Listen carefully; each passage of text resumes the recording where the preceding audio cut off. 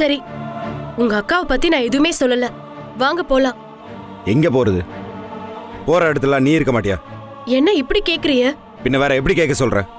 உன்ட்ட 1000 தடவை சொல்லியிருக்கேன் அக்காவை பத்தி பேசாதன்னு. கேட்கிறியா நீ? உனக்கு எப்படியாச்சும் எங்க அக்காவை குற்றவாளி ஆக்கணும், அவ்வளவுதானே வேணும் உனக்கு. இத பாரு மாப்ள, என்ன ஏதுன்னு விவரம் தெரியாம பேசாத மாப்ள.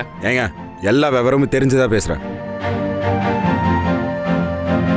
இப்படி பொறுமையா இருந்துதான் எல்லாமே அளவுக்கு மீறி போயிருச்சு. எல்லாமே அளவுக்கு மீறி போயிட்டு தான் இருக்கு மாப்ள. அண்ணே, நீங்க சும்மா இருங்கண்ணே. இத பாருமா, உன்ன மாதிரி எல்லாத்தையும் நான் வேடிக்கை பார்த்துட்டு இருக்க முடியாது. அவ என்ன வேடிக்கை பார்த்துட்டு இருக்கா? நீங்க பண்றது எல்லாமே தான் நான் வேடிக்கை பார்த்துட்டு உட்காந்துருக்கேன். இப்போ முதல் தடவை எங்க அக்கா பத்தி தப்பா பேசும்போது காதோட இழுத்து இருந்தேன்னு வைங்களேன், இதெல்லாம் பேசிட்டு இருந்திருப்பாளே போக. ஓங்கி 2 விட வேண்டியது வள்ளி முகத்துல இல்ல, வசுந்தரா முகத்துல. இங்க பாருங்க மாமா, உங்க மேல கொஞ்சோண்டு ரெஸ்பெக்ட் இருக்கு எனக்கு, சரியா? கெடுத்துக்காதீங்க, அவ்வளவுதான் சொல்லுவேன். வசுந்தரா மேல வச்சிருந்த ரெஸ்பெக்டை என் மேல வச்சிருந்தனா, அப்படிப்பட்ட ரெஸ்பெக்டே எனக்கு தேவையில்லை மாப்ள. அண்ணே, நீங்களும் ஏன்னா இப்படி பதிலுக்கு பதில் பேசிக்கிட்டு இருக்கீங்க? பொறுக்க முடியலமா? கண்ணுக்கு முன்னாடி அநியாயம் நடந்துகிட்டு இருக்கு. தீயதை பார்க்க வேணாம், தீயதை பேச வேணாம், தீயதை கேட்க மாட்டேன்னு கண்ணு காது வாயின்னு எல்லாத்தையும் மூடிக்கிட்டு இருக்காமா. இப்படி இருந்தா வசுந்தரா அண்ணி பண்ண தப்பு எப்படிமா தெரியும்? ஏங்க, நானும் பார்த்துட்டு இருக்கேன், திரும்ப திரும்ப 2 பேரும் அதே பேசிட்டு இருக்கீங்க. சரி சொல்லுங்க, என்ன தப்பு பண்ணாங்க அக்கா? என்ன வயித்துல சுமந்து பெக்கல, அவ்வளவுதான். என்ன வளர்த்து ஆளாக்குனது எல்லாமே எங்க அக்கான்னு உங்களுக்கு தெரியாது. எனக்கு லைஃப் கொடுத்ததே அவங்க தான் தெரியாது. உனக்கு லைஃப் கொடுக்கல மாப்ள, உன் லைஃபை கெடுத்துக்கிட்டு இருக்காங்க. என்ன கெடுத்தாங்க அவங்க? உங்களுக்கு என்ன தெரியும்? எங்க அக்கா இல்லைன்னா எனக்கு எதுவுமே இல்லைன்னு தெரியாது உங்களுக்கு. வசுந்தரா உன் அக்காவே இல்லையா?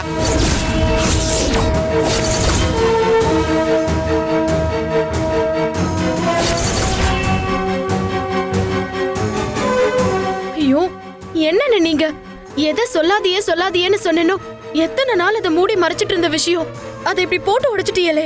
ஏய், என்ன சொன்னீங்க?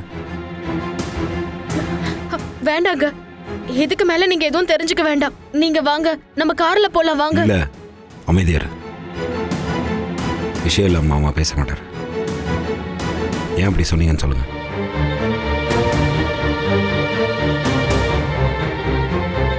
கேக்குறல்ல, சொல்லுங்க. நீங்க சொல்றதுல உண்மையா? உண்மைதான் மாப்ள.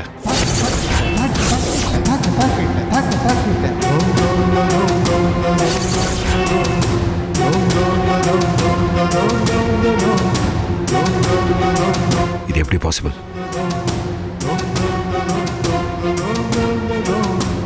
இவ்வளவு பெரிய கடப்பாரை எடுத்து என் நெஞ்சில குத்திட்டு 2 பேர் சைலண்டா நின்னா என்ன அர்த்தம்?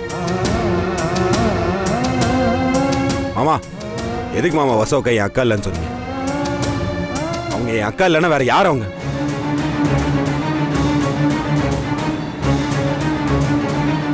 இதுக்கு மேல இதை மறைக்கிறதுல எந்த அர்த்தமும் இல்லம்மா. சொல்லிடு, எல்லாத்தையும் சொல்லிடு.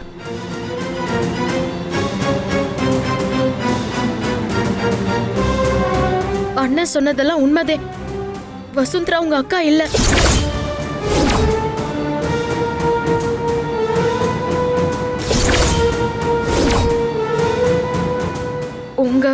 உங்க அப்பா தத்தெடுத்து வளர்த்த பொண்ணு. அவங்களோட உண்மையான பேரு வசுந்தரா இல்ல, அழகு நாச்சியா.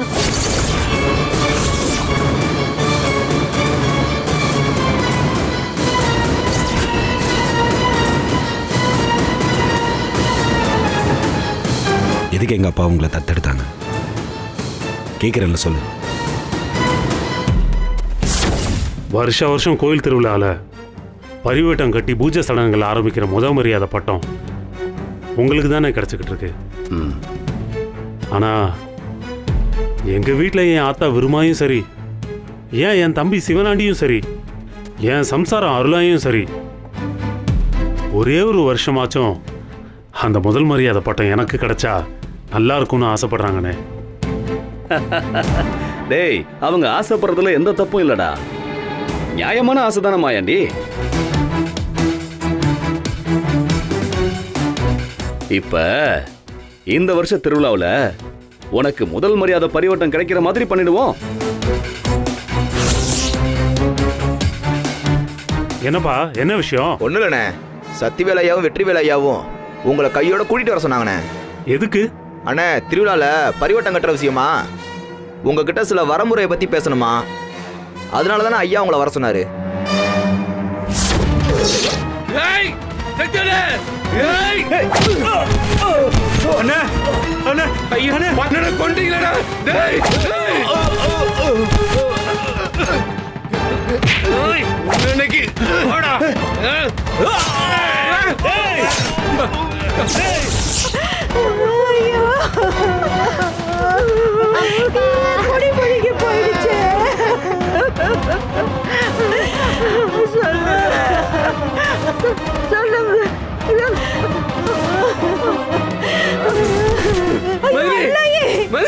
ஐயோ, டேய் சிவனாண்டி, மதுரைய பாருடா.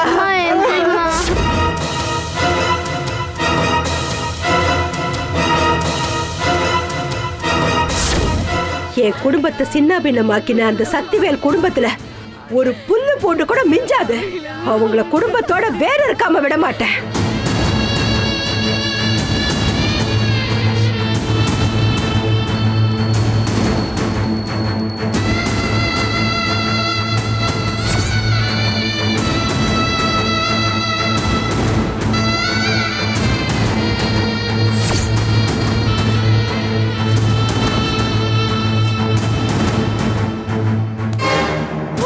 எங்க பாட்டி சாப்பாட்டுல விஷம் கலந்துட்டாங்க. அந்த விருமாயி குடும்பத்தை கூண்டோட அடிச்சு கொல்லுங்கடா. சொன்னா கேளுங்கம்மா. முதல்ல விருமாயியை போய் பிடிங்கம்மா. இந்த பச்சை புள்ளை அடிக்காதீங்க. சொன்னா கேளுங்கம்மா. பிடிங்க. போங்கம்மா. போங்க. இவ விருமாயுடைய பேத்தியா இருந்தாலும் இந்த ஊரையே காப்பாத்தின தெய்வம். இவ வந்து உண்மையை சொல்லட்டி நாம யாருமே உயிரோட இருந்திருக்க முடியாது. இந்த ஊரை காட்டு தெய்வம் சாகக்கூடாது, நாம சாக விடக்கூடாது. கோதாவரி, நமக்கு குழந்தை இல்லை, இவளை நம்ம பொண்ணா நினைச்சு வளர்க்கலாமா? தெரிஞ்சோ தெரியாமலோ மாயாண்டி சாவுக்கு நானும் ஒரு காரணமாயிட்டேன். அதுக்கு பிராயச்சித்தமா இவளை வளர்த்து அந்த பாவத்தை கழுவிக்கிறேன். சரிங்க, நீங்க இவ்ளோ நம்பிக்கையா சொல்றீங்க. உங்க நம்பிக்கை இதுவரைக்கும் போயிச்சதில்ல. இனிமே இவ ஏன் பொண்ணுதாங்க.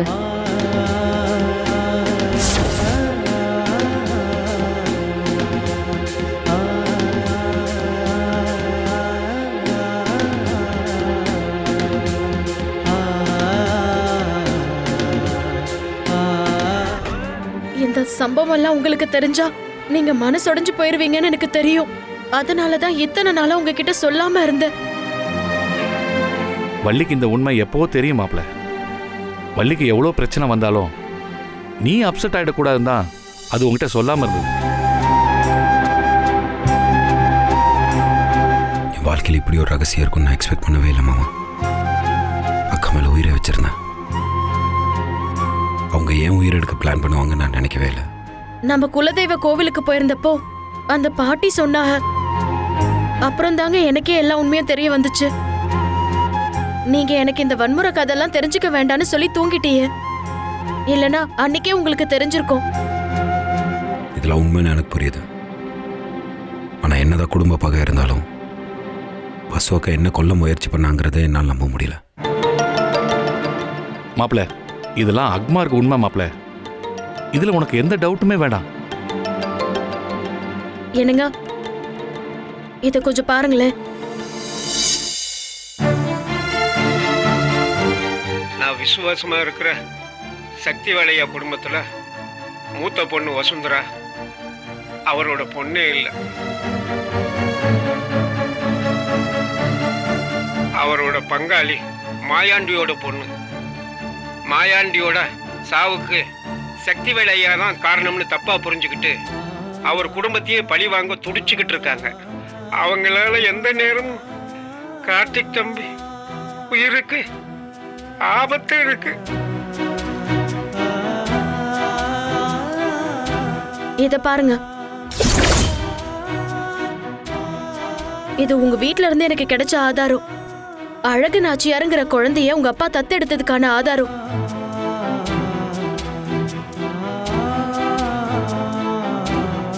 நீங்க சொன்னதில் எனக்கு எந்த சந்தேகமும் இல்லை. மனசு மட்டும்தான் இதில் உண்மையாக இருக்கக்கூடாதுன்னு நினைக்குது. இது மட்டும் இல்லைங்க, இன்னும் நிறைய இருக்கு. அன்னைக்கு நான் தேனியில வட்டி வியாபாரம் செஞ்சுக்கிட்டு இருந்தேன். வடிவு என் அம்மா அப்படிங்கிற எல்லா உண்மையும் தெரிஞ்சதுக்கு அப்புறம் என்ன அந்த வீட்ல இருந்து துரத்துறதுக்கு உண்டான முடிவுலதே வசு இருந்தா. அப்ப அவங்க ரூமுக்கு போய் நான் மன்னிப்பு கேட்கலான்னு போனேன். உங்களுக்கு ஞாபகம் இருக்கா? ரூம்ல என்ன நடந்துச்சுன்னு தெரியுமா? இந்த வீட்ல எல்லாரும் என்ன உதாசனப்படுத்தும் போது நீங்க எனக்கு உதவியா இருந்தீங்க. அதெல்லாம் என் மனசுல அப்படியே இருக்கு. அவ்வளோ நல்லவங்களா இருந்த நீங்க ஏன் பெருமாள் ஐயாவை கொல்ற அளவுக்கு போனீங்க? நீ கேட்கறதுக்கெல்லாம் நான் பதில் சொல்ல வேண்டிய அவசியம் இல்ல. உன் கையில நீ வச்சிருக்கிற ஆதாரத்தையே என்னால உடைக்க முடியும். நீங்க என்னதான் உடைச்சாலும் நீங்க தான் குற்றவாளின்னு என்னால நிரூபிக்க முடியும். எல்லாரோடவும் சேர்ந்து என்னை ஏமாத்தினது மட்டும் இல்லாம என்னை எச்சரிக்கை பண்ற அளவுக்கு வந்துட்டியா? அப்புறம் நான் உன்னை விட்டு வச்சிருவேன்னு வேற நீ நம்புறியா? ஏய், வர தீபாவளி உனக்கு தல தீபாவளி. அத கொண்டாட உன் தலை இந்த வீட்டுல இருக்காது.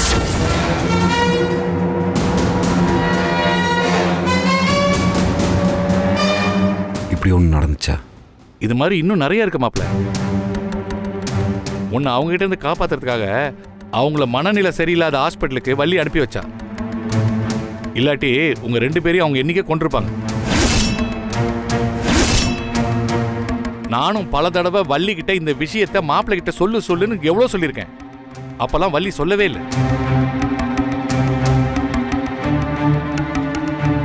இனிமே இதுக்கு மேல தள்ளி போடக்கூடாதுன்னு தான் நானே சொல்லிட்டேன். ஏன் எனக்கு இதெல்லாம் தெரியக்கூடாதுன்னு நினைச்ச நீ? நீங்க உங்க அக்கான்னு நினைச்சுக்கிட்டு இருக்கவங்க தப்பானவன்னு தெரிஞ்சா அந்த அதிர்ச்சியை நீங்க தாங்கிக்க மாட்டீன்னு தெரியும். அந்த உண்மையை உங்ககிட்ட சொல்லாமலேயே எல்லா தப்பையும் சரி பண்ணலான்னு நினைச்சேன்.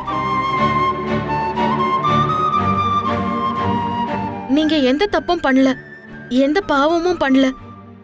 நீங்க நம்பினவ உங்களுக்கு மோசம் பண்ணிருக்கா. அதுக்கு நீங்க வருத்தப்படுறதுக்கெல்லாம் ஒன்றும் இல்லை. முடியல, எதுவுமே என்னால் அக்செப்ட் பண்ண முடியல. அக்செப்ட் பண்ணாம இருக்கவும் முடியல.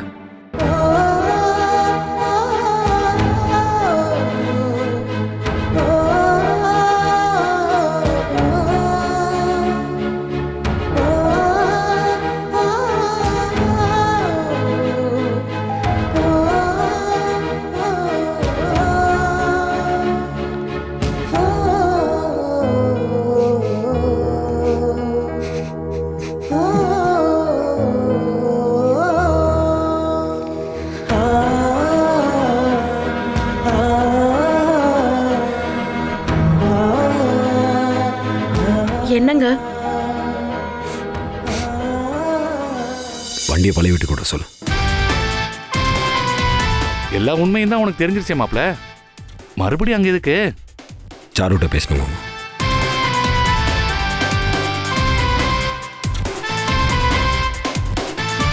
நீங்க வாங்க போலாம்.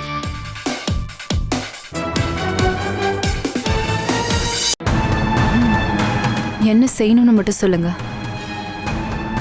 ஓகே. என்ன சாரு, 4-5 பேருக்கு ஃபோன் பண்ணிட்டேன். என்ன உன் பிளான்? சொந்த காலில் நிற்கும் போது மனசுக்கு ஒரு திமிரும் தைரியமும் வரும். அதை அடிச்சு காலி பண்ணும்.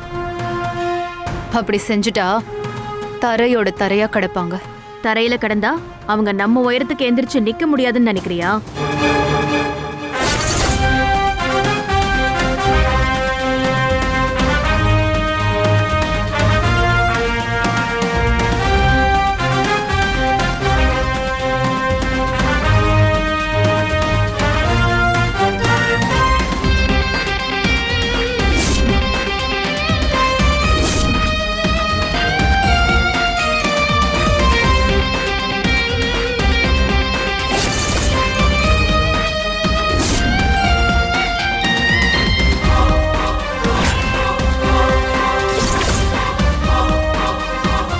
யார் இவங்க?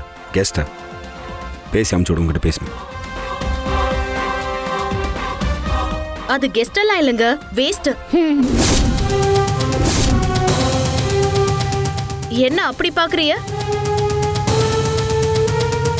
எப்படி புத்திமதி சொன்னாலும் திருந்த மாட்டியல்ல? ஓ, திருந்தாத ஜென்மம்னு சொல்லுவாங்களே, அந்த டைப் பார்ட்டி அது. ஆமாண்ணே.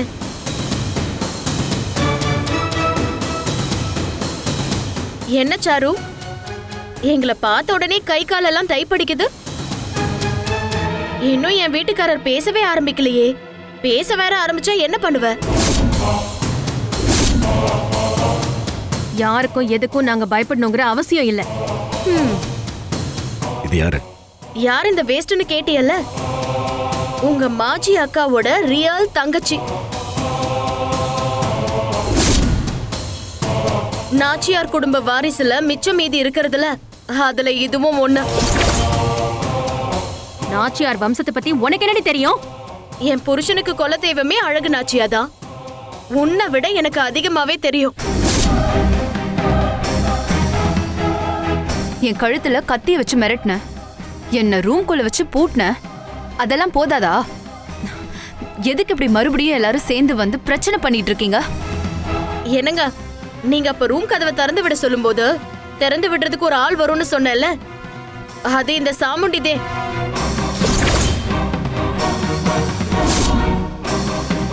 வசுந்தராவோட கையால் தான் இந்த சாருங்கிறது கண்ணுக்கு முன்னாடி நிக்கிற எவிடன்ஸ் தான் இந்த சாமுண்டி.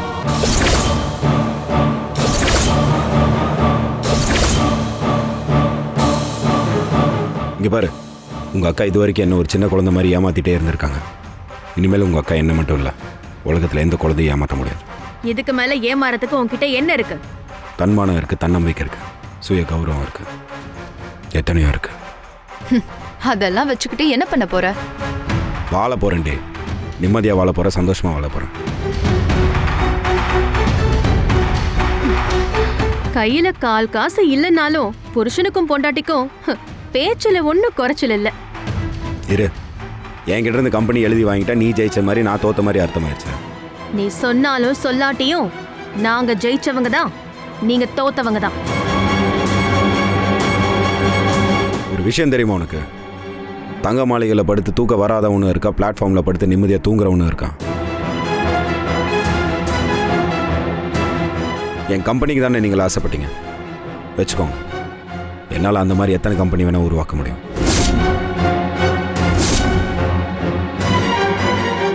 ஃபீனிக்ஸ் பறவை கேள்விப்பட்டிருக்கீங்களா? ஃபீனிக்ஸ் பறவை அது நாங்கதே.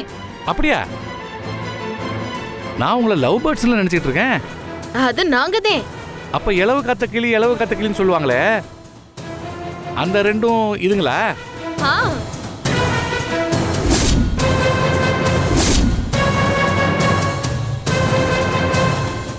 இதுல டவுட் என்னென்ன இருக்கு?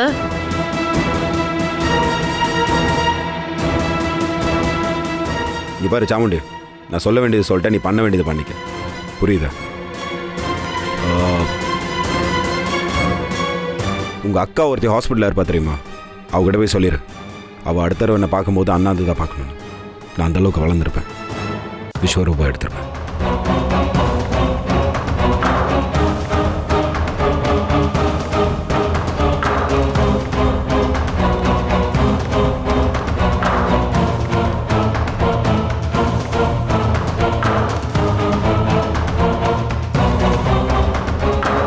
இங்க பாரு, நீ சிட்டி பானை வச்சு விளையாடிட்டு இருந்த சின்ன வயசுல நான் மம்புட்டி கடப்பாரை எடுத்து வேலை செஞ்சுக்கிட்டு இருந்தேன். கைய பாத்தியா எப்படி காப்பு காய்ச்சிருக்குன்னு? இப்படி வெறும்னா காமிச்சா எப்படிமா? சப்புன்னு ஒரு அரை விட்டு காமி, நல்லா தெரியும். என்ன புரிய வைக்கட்டா?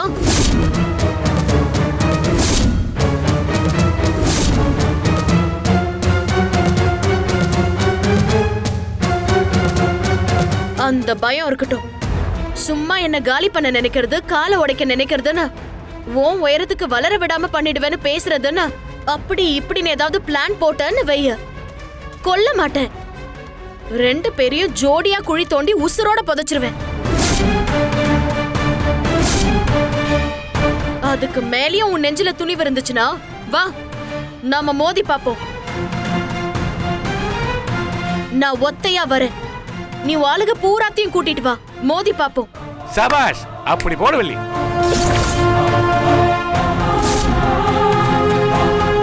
என்ன சொல்ற? மோதுவோமா? வா. நீ தொட்டா சீருவேன், முட்டுனா மோதுவேன், மோதி பாத்துருவோம். இடம் நான் சொல்லவா இல்ல நீ சொல்றியா? டைம் நான் சொல்லவா இல்ல அதையும் நீ சொல்றியா? எங்கனாலும் சரி, எப்பனாலும் சரி, மோத நான் ரெடி.